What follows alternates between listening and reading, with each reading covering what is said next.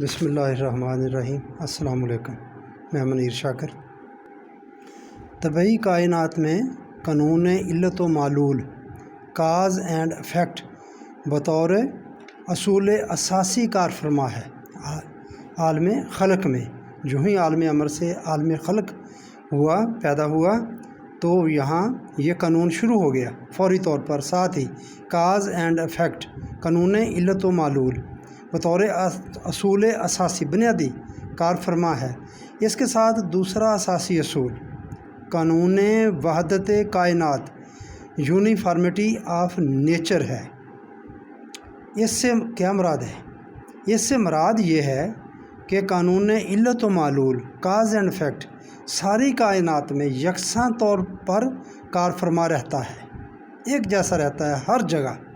ایک سبب کاز جن حالات میں کسی ایک مقام پر کسی ایک وقت میں ایک نتیجہ پیدا کرتا ہے، کائنات میں جب اور جہاں وہ حالات پر موجود ہوں گے وہ سبب ویسا ہی نتیجہ پیدا کرے گا۔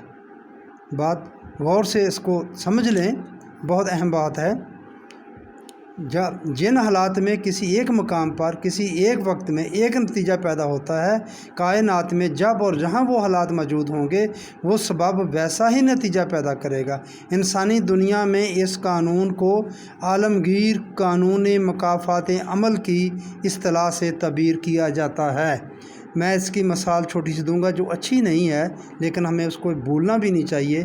یہ ہمارے مشرقی پاکستان جو ہم سے علیحدہ ہو گیا، آج کل کی نسل تو جانتی نہیں ہے اسے۔ 1971 میں یہ سانحہ ہوا تھا، وہاں جو حالات پیدا ہوئے تھے وہ ہمیں معلوم ہونا چاہیے۔ جن وجوہات کی بنا پر وہ الگ ہوا تھا، اگر خدا نخواستہ وہی حالات اس پاکستان میں پیدا ہو گئے تو یہ بھی ٹوٹ جائے گا۔